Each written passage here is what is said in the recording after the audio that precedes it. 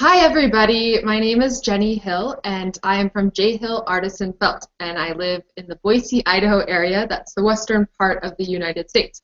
And today I'm going to show you how to do three-dimensional texture such as this scarf right here. And just to give you a more detailed picture, just go to my Google Plus page or my Facebook page and I have a more detailed picture of this scarf. And basically, the colors for this scarf, I love to use complementary colors. Colors a lot of the times found in nature. So this picture right here, that is a poppy field, and you'll notice that they're using the green and red, which are complements. And complementary colors, they're just the colors that face each other opposite on the color wheel. So the green and the red, those are the colors that I'm using. And the complementary colors, like the red on this scarf, it really just makes the whole scarf pop, so it doesn't look so one-dimensional. So I am just working on my base layer right now. I'm doing a gradient of green. This is about the thickness of the wool that I'm laying. I like to use merino fine wool, about 19 micron, and this is a lot of the wool that I get is from Opulent Fibers. It's a woman-ran business out of Portland, Oregon, and Christy Kuhn is the CEO there, and she does a fantastic job. She's a really great person, and a lot of the practices they use are sustainable. The dyeing that happens is done in Italy, and it's done in a sustainable way, and I really like to support businesses like that. So I'm going to just continue laying the wool on the scarf.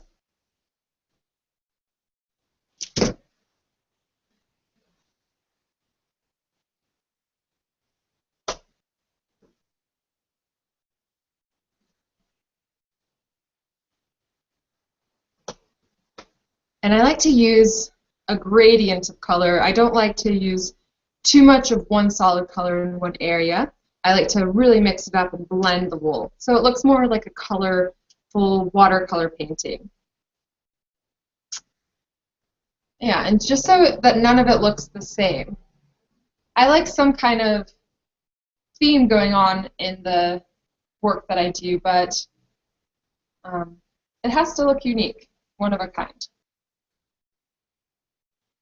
Okay, so now I'm going to do the base layer. I'm going to use a technique called the resist. The resist is what you put inside of these holes and then you cut them out eventually. A resist is basically something that prevents two pieces of wool from felting together. So this part of the wool is sticking off. So I'm just going to grab a little bit of wool like that, going to make a kind of circular shape, and then I'm just going to place it down onto my design. I'm going to do this throughout the scarf just so that it looks really fun and bubbly. And you can do different shapes, different sizes. I think the variation really makes it look fun. And you can use these design texture techniques. You can use them on scarves, you can use them on bags, hats, coats. I like to use them everywhere. I just love using resists in my work. I can't resist. And if any of you guys have any questions about this technique, you can always message me in this question board, and you can also just send me an email. You can get my contact information just at jhillfelt.com. That's my website, and it has my email on there. And you can also find me at Facebook at jhillfelt. That's my URL on Facebook. And you can also just do a Google search. You can find me on Google Plus if you type in Jenny Hill Felt. I will pop up there. And I always love hearing comments from people and from all over the world. I just love how there's felters all over the world doing the same thing, and people who appreciate felt, and I think it's just fantastic. Okay, so we have about a good amount of poppy circles, and now I'm going to do the resist. So I've cut out a bunch of resists, And I'm doing a circle today, but you can do anything from lines to squares, triangles.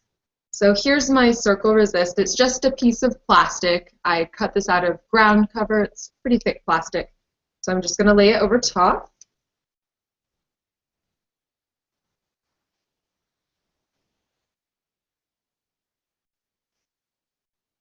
There we go.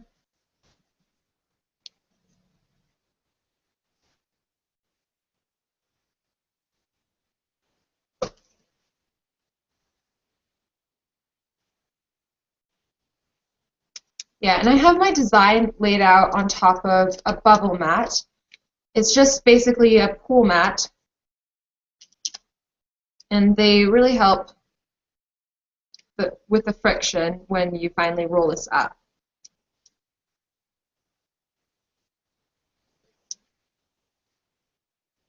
Yeah, and to anyone who is new to Nuno felting basically is when you agitate wool and woven silk together, and the wool will merge in between the weave of the silk, and the materials will mesh and become one. And felting is the most ancient textile. Nuno felt is more of a modern felting technique. It was invented by Polly Sterling, and that is when she implemented the silk. But the traditional form of felting has been around since the beginning of time. It was the first textile method. And basically, it's when there's scales on every strand of fiber. So the scales will open up when you put water, soap, heat, and agitation. And the scales will open up, and then they'll interlock and become one. It'll become permanent. Okay, so I've built the initial layer. Now I'm just going to put some layers of wool on top. I like to do 4 layers. So I have 1, 2, 3, 4. And I do them across from each other. And that will just make it strong. And it's really important that you build a really good layer extending the circle, because that's what's going to hold the wool together. And the thicker that you lay the wool, the less that it's going to shrink. So if you lay really fine layers, it's going to shrink a lot, and then it's going to look more like ridges rather than craters like this scarf. And then you can mix up the colors too. Like if you want some bubbles to look this color.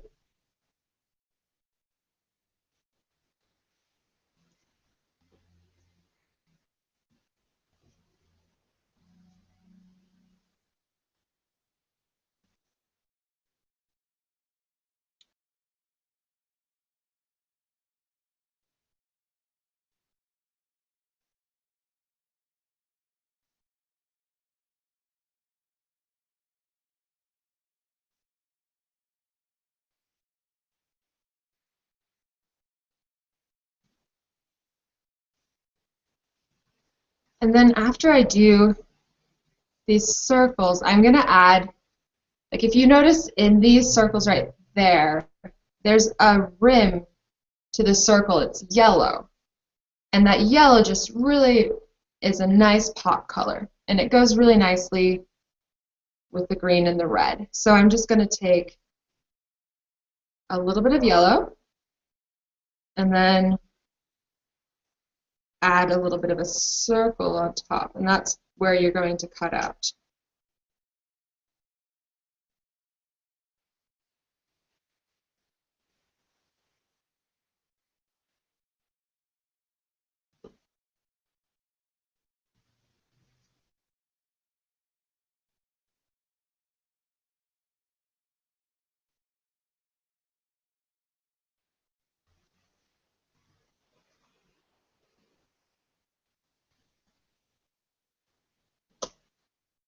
Yeah, and after I do this, I'm going to add just a little bit of an embellishment. And I like to use yarn.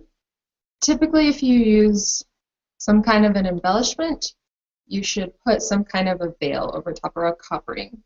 And if you use wool yarn that is unworsted,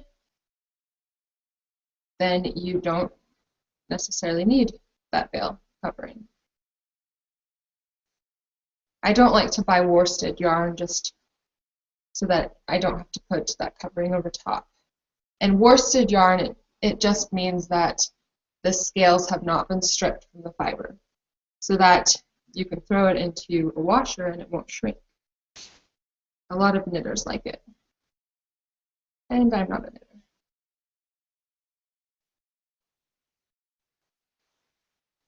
Okay. So now I'm just going to throw a little bit of yellow on top.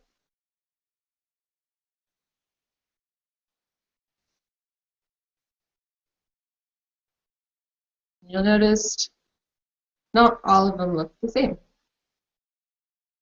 And that's what I like best.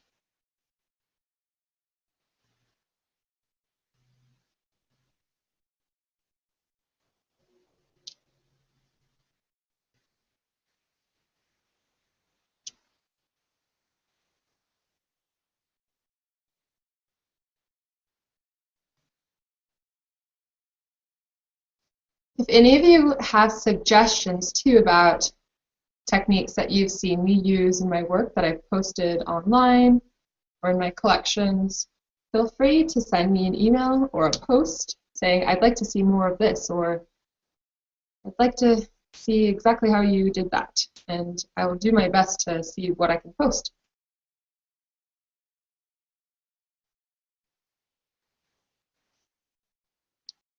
Okay. So now I'm going to grab some yarn right here. This is wool unworsted yarn. And I'm just going to put a little design going through like that.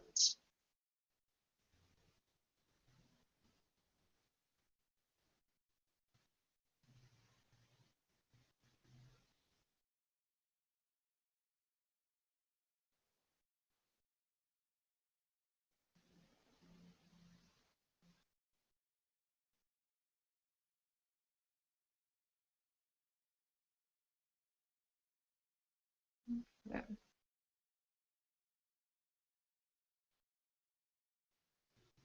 And I'll throw in some more yarn.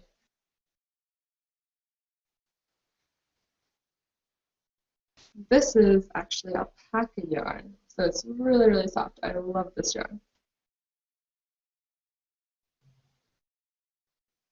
And you'll notice this is a much lighter green, so it's really going to pop more like a yellow.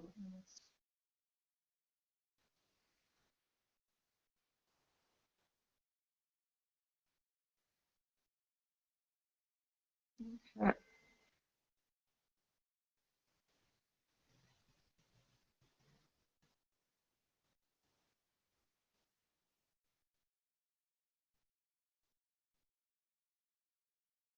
So there we go. Now I'm going to take the water, and this is just a weed sprayer where you put fertilizer in it to spray your grass and weeds. But of course I never use this for fertilizer. I only use it for felting. And it really wets down the process, or the felt, really fast. It's awesome.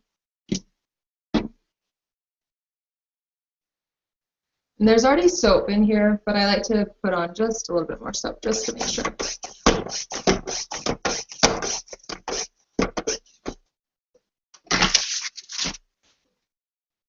You have to make sure all of your wool that has not been used is off at the table before you start this process.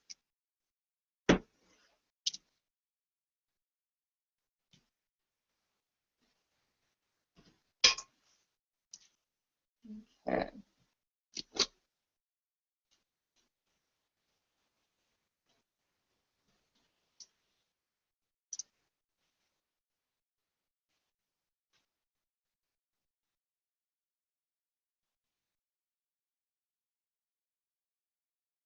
Yeah, and you really just want to get this very damp, but you don't want it to be sopping in puddles.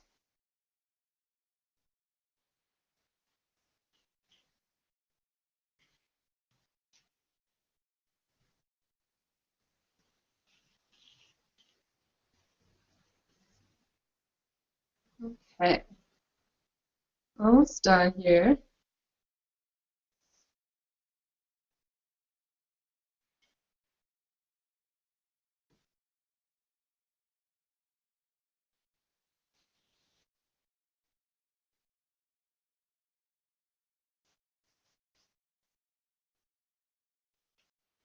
Yeah, you especially want to get these puff balls, I call them, really well saturated.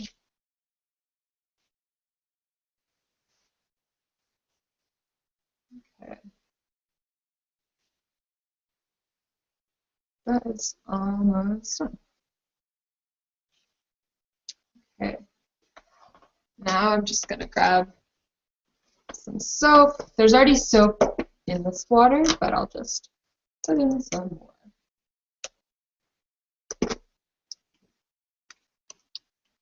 Okay. And this is soapy water. Okay. And now I'm going to cover it with a netting. It's a very fine netting. It's synthetic so that it will not felt the wool. And I'm going to take my palm washboard. Hand Felt Silks makes these. And you can find them on Facebook and you can Google search them. Robin Firth is the one who runs Heartfelt Silk, and I love these palm boards because they really speed up the fulling process for one, and you don't have to do as much with your hands. So you can keep your hands a little bit drier, and if you have really sensitive hands like mine, your hands can get kind of irritated by the soap. So this is a multi-purpose tool. So I like to do this for a couple minutes just to get the wool connected to each other and connected to the silk.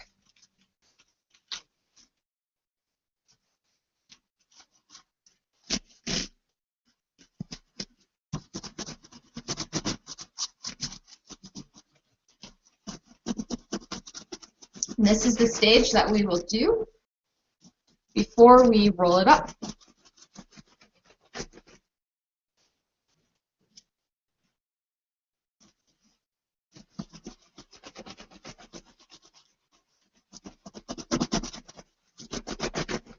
I just rub this way in circles, up and down.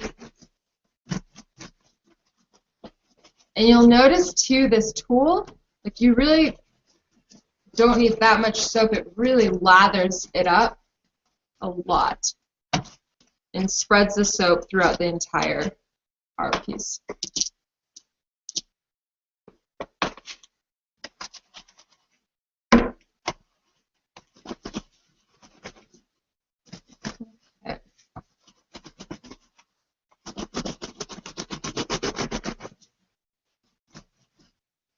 Now I'm going to transfer this to the other side. It would be better to use a larger piece, but this is just for demonstration. A larger piece of this veil.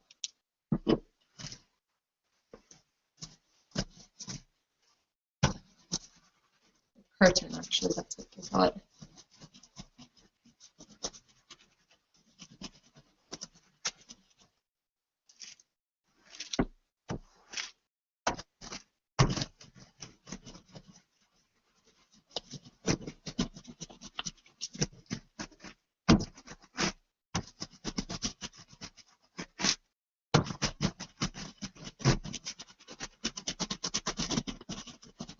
I'm just rubbing this really well. And we are almost ready to roll.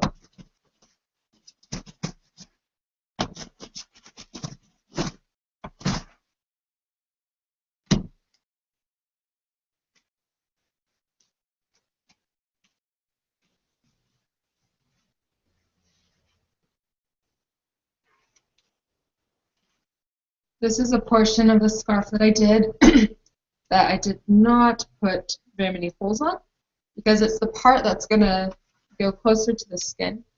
and it's going to wrap around, so you're not going to see these holes. You're not going to see this portion of the scarf as much. It's just the underlayer part.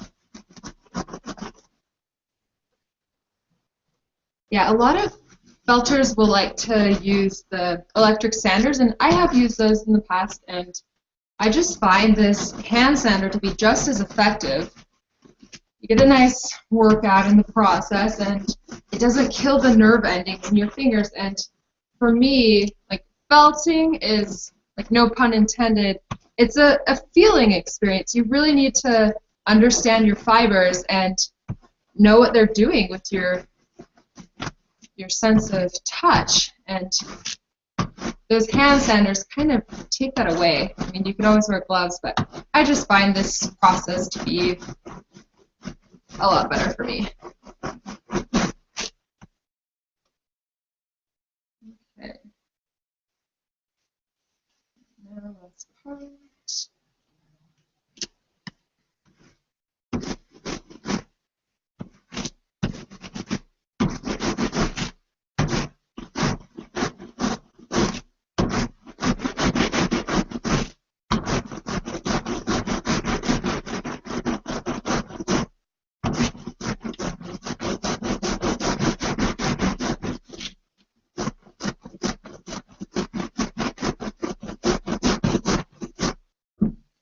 Okay.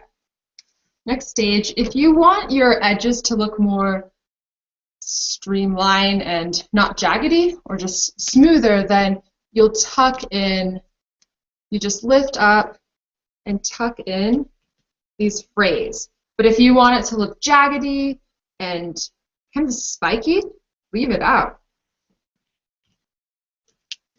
Totally is up to you and what you're going for. So I like to vary it up. Maybe some areas are jaggedy, some areas are smooth. It's completely up to you. We'll leave these areas jaggedy, just for fun. Okay, it's time to roll up.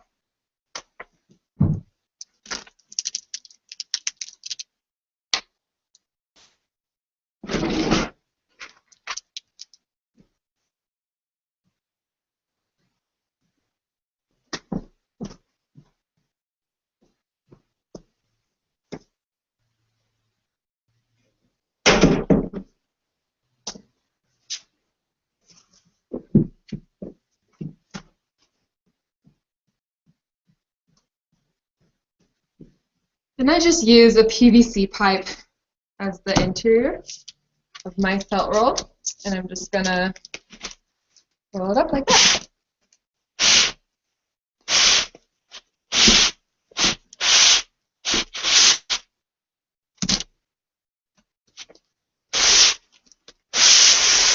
Okay, and then I'm going to roll this about 300 times.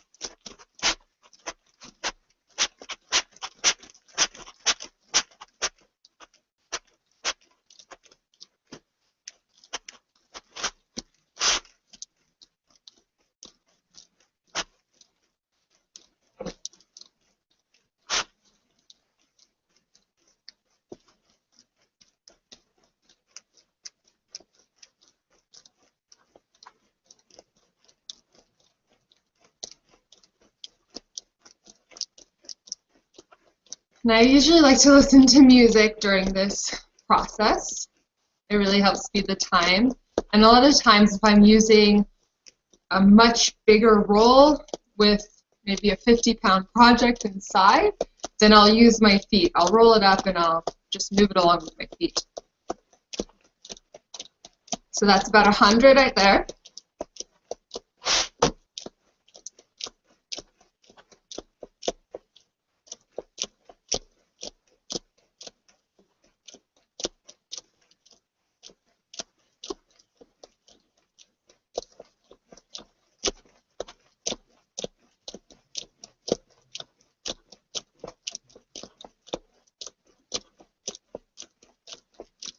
I apologize for any shaking that's happening on the table and on the camera.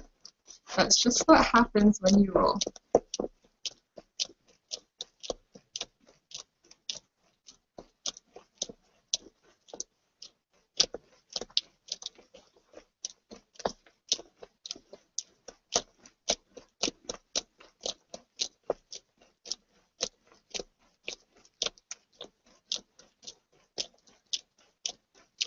That's about 200.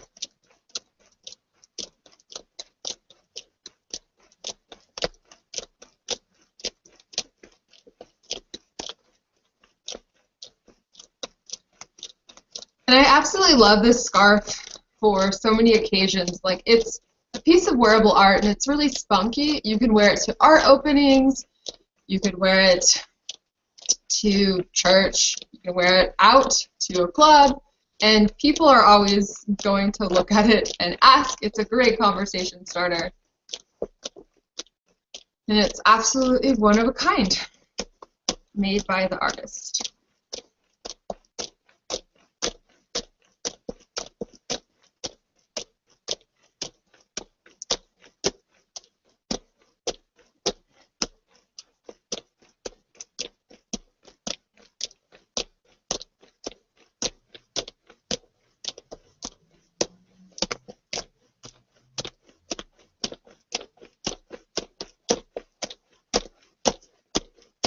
Okay, that's about 300. Now I'm just going to unroll it.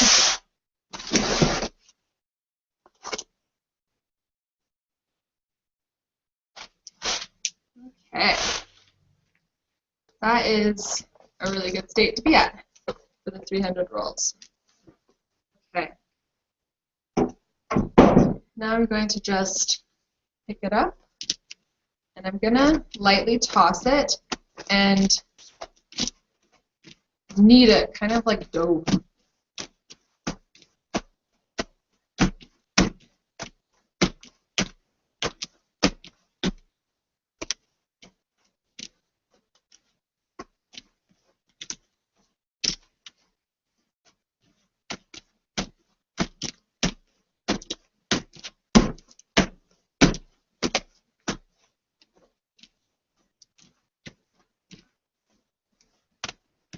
Okay, so I'm going to do that about 50 times, and then I'll turn it on its back side, and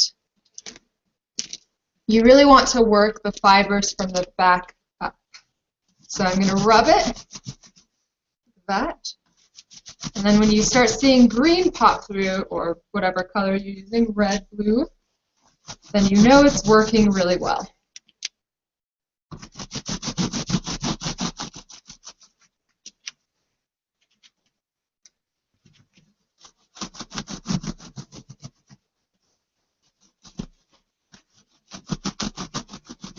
So I see a lot of green starting to pop up through this black silk. It's really nice to use a color like black because you can see the colors come through really, really well. It'd been a little hard if I used a green silk base.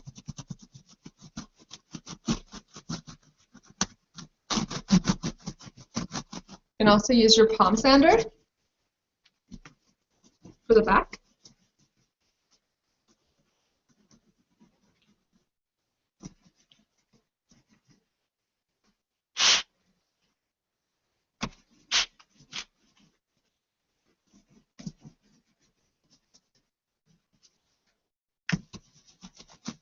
And now we'll throw and knead a little bit more.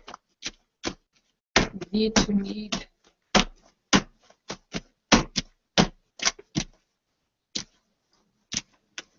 and we're about at the state where we can start cutting out our first circles. Say just a little bit more rubbing.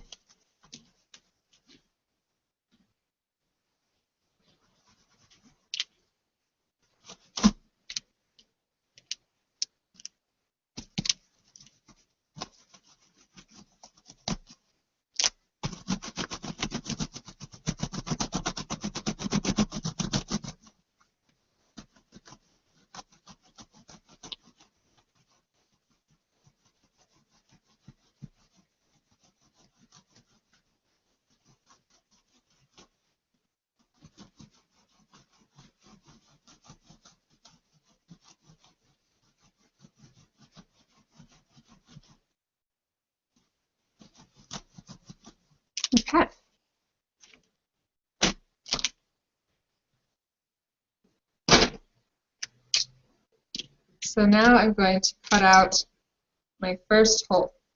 So I like to take the way that you can, actually I'm going to squeeze out a little bit of the silk first, just so I can see it better.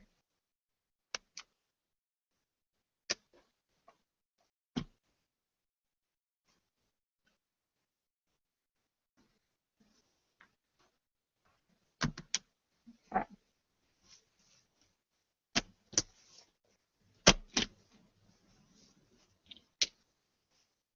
So here it is.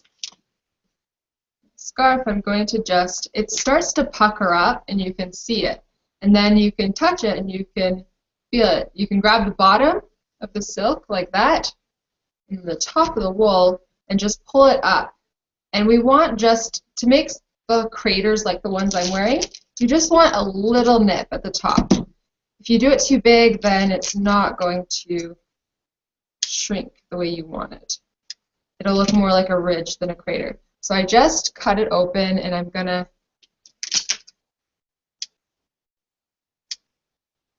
sometimes you don't cut through all the layers and you need to do another snip. So yeah, basically that's my cut, and I'm going to open it up just by massaging it with my finger, and then I see my black resist and I pull it out, and then I have my bright red underneath and then my yellow and green on top, and it looks really fun. So basically you just massage it with your hand or your finger, and then you put it on the ground or on the mat, and then you rub it and lift it up, do more massaging. And this is in the pre-fold stage where the wool is strong enough to hold and allow me to do this with my finger. Yeah, but it still has some felting to do. And because whenever you cut wool, you're letting those frays open up and you need to close them. Yeah, and I'll just do a couple more, and then basically you just continue folding it with whatever tools you have. A lot of times I will rub it against the mat like that. I'll continue my hand washboard. I'll continue kneading it, and you just continue that until it is completely full. So that is my snip. And then I will massage it with my finger and then pull out the resist. It's like a Christmas present. You just never know what's going to be inside that present, but it's always an amazing surprise when you get it. Not always an amazing surprise, but in this case, a very amazing surprise.